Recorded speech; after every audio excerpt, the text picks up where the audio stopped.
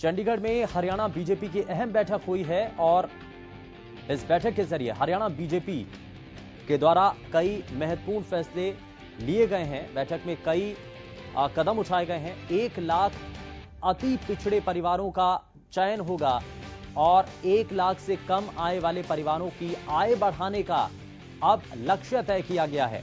बैठक के बाद सुभाष बराला ने इन फैसलों की जानकारी दी है और साथ ही साथ जिलाध्यक्ष, पूर्व जिलाध्यक्ष बैठक में मौजूद रहे हैं। तो यानी कि 1 लाख से कम आमदनी वाले परिवारों को उनके लिए लक्ष्य रखा गया है। बैठक में सीएम ने अंत्योदय योजना को लेकर के चर्चा भी की गई है और योजना को गरीब लोगों तक पहुंचाने पर चर्चा हुई है। गरीब कल्याण की योजनाओं के लिए कार्यकर्ताओं को जिम्मेदारी दी गई है ताकि आम जन तक और जो जरूरतमंद लोग हैं उन तक इन योजनाओं का फायदा पहुंचाया जा सके।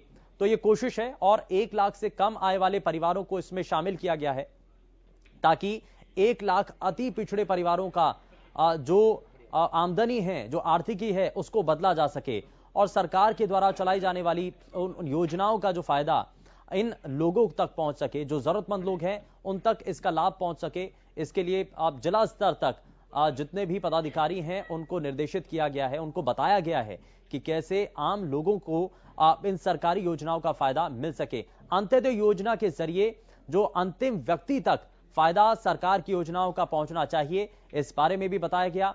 1 लाख अति पिछड़े परिवारों को इसमें चयन होगा और 1 लाख से कम आय वाले परिवारों की आमदनी बढ़ाने पर फोकस होगा।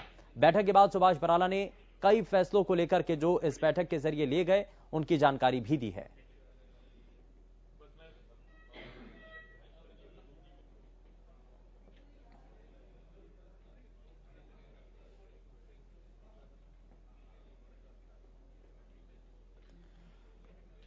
तो 1 लाख से कम आय वाले परिवारों की आय को बढ़ाने का लक्ष्य है और इसी लक्ष्य को फिलहाल अपने जो पदाधिकारी हैं भारतीय जनता पार्टी के, उनके साथ साझा किया गया और बाकायदा इसके लिए एक बैठक भी की गई है।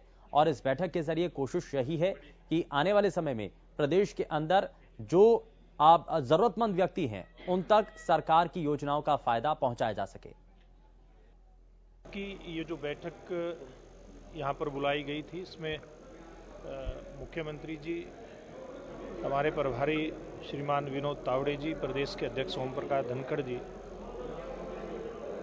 ये जो बैठक है इसमें जिला अध्यक्ष, पूर्व जिला अध्यक्ष और इसी स्तर का कोई एक कार्यकर्ता इस बैठक में रहा है।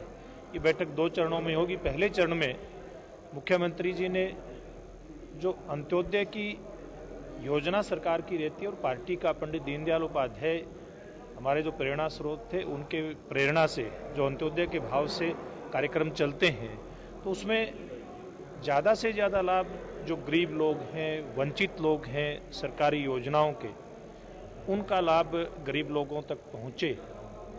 ये योजना जो सरकार की है उसमें पार्टी के लोग भी ये प्रयास करें कि कोई ऐसा गरीब व्यक्ति इस अंत्योदय के लाभ से छूट ना जाए। तो पहले चरण में इस बात की चर्चा हुई है और अब अगले चरण की जो बैठक है वो जिला अध्यक्षों के साथ संगठनात्मक चर्चा हमारे प्रदेश अध्यक्ष जी करने वाले हैं। किसी भी राजनीतिक दल के लिए, और जब वो खास करके सत्ता में होता है, और सत्ता भी देश की सत्ता भी, प्रदेश की सत्ता भी, तो जहां लोग आपके काम की सराहना करने वाले होते हैं तो कहीं न कहीं उसका विरोध करने वाले भी होते हैं।